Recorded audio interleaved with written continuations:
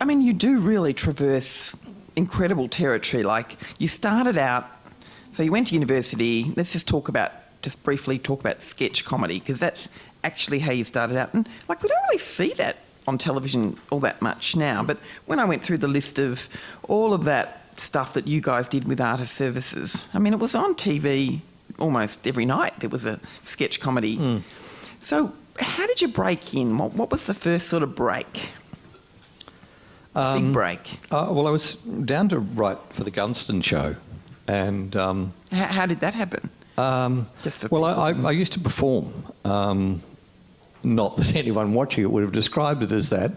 It was like a traffic accident on stage. But I used to perform with a couple of people. I did reviews at the Adelaide Arts Festival and a whole lot of things. And I got approached by someone from the ABC to write for Gary McDonald. And I wrote some stuff, and then he decided he didn't want to do Gunston anymore. And I ended up doing another, writing for another program. I think it was the first check I ever got. It was a terrible sketch comedy program. But that's all you need when you're starting. You just need one gig, one thing to tell you, it was worthy enough to get there. And then I'd written a film with Max Dan called Spotswood. And by the way, I can't remember my own children's names. So my life is largely fictional. I can't remember dates or times or anything. But my vague memory is that I was, at the time I got involved with in fact I became the head writer and producer of a show called Degeneration. And I was doing a film called Spotswood at the time. And can I just ask, do you remember Spotswood? Because I really, these people are from the West. Spotswood is a love story to the West. Yeah, it is. Yeah. Yeah. How did you get mixed up in Spotswood from a boy from Burwood? Well, the guy I wrote it with, Max Dan, he grew up in Spotswood, and I'd worked after completing a very successful university degree with honours in English and history, I was able to get myself a job with Bristol Paints factory. And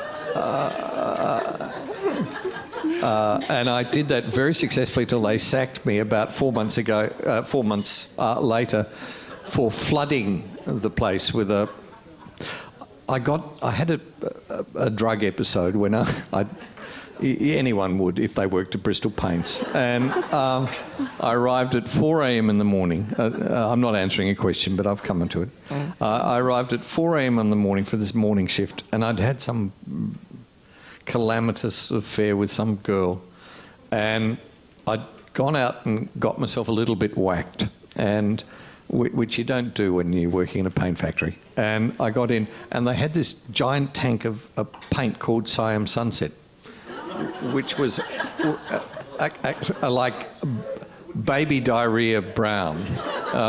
It was a kind of cat colour. That's the colour of Thai sunsets. Yeah. And I was meant to open this up, and my job, which took quite a bit of the constitutional law subjects I'd done as well, was to tap lids onto paint cans, fill it up and tap lids on.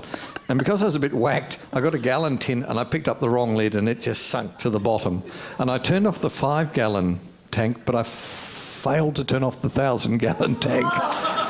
And I went away and I had a cigarette and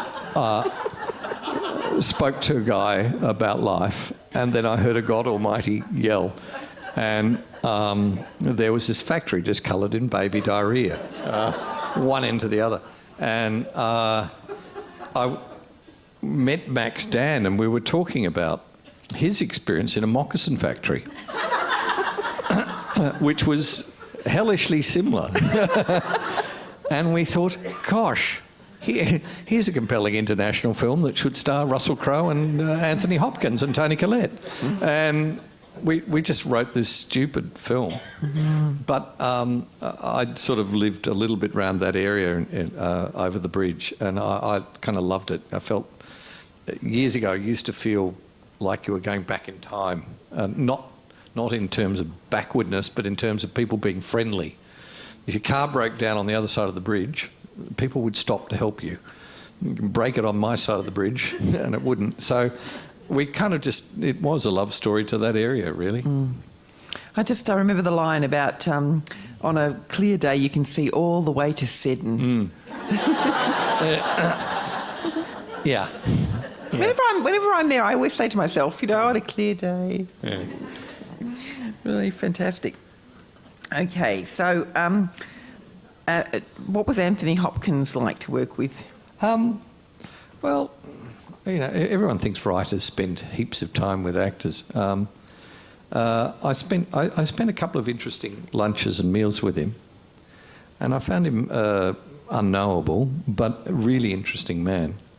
He said something that I thought was absolutely fantastic, which is the only anecdote I have about Tony. Tone? Yeah. The Tonesmeister and I were having lunch, and there was this terrible line I'd written in Spotswood, absolute dunger of a line, and I apologised for it, and I said, I will change it. And he said, no, you will not change that line. I went, but it's terrible. He said, oh yes, it's an awful line. And I said, well, I'll change it. I just haven't got round to... He said, no. When I work out how to say that line, I'll have the character down. And I thought, you get so many actors now who will just go, oh, change this, do that. He was one of the great actors of our time who just actually works material. And And actually, I've got to tell you, it's one of the best lines in the film. It is just terrific moment in the film. He's just ticking off saying to a guy, and he delivers a line which is terrible. It is, "We are not the same person." But if you see the way he does it, it's fabulous. He bottles up all this emotion. It's terrific. So that's my one and only Tony story. You'll think of others. Yeah. Well, I would if my cousin wasn't here.